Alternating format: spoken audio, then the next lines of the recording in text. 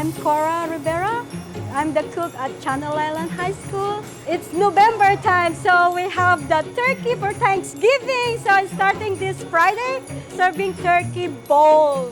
Okay, so this is a half a cup of mashed potato, and we have the turkey over here, 2.47, and a half a cup of broccoli. So we need to spread the broccoli over here so it look good. And then 1 artisan bread roll. And then we have the gravy. So we're gonna put some gravy. The gravy is right here. So we're gonna put an ounce of gravy with the mashed potato and the turkey.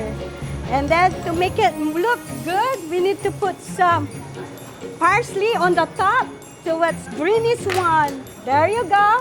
Ready to serve. This turkey bowl is available already on this coming Friday until the end of December because it's a holiday one. Okay, guys? Hope you like it.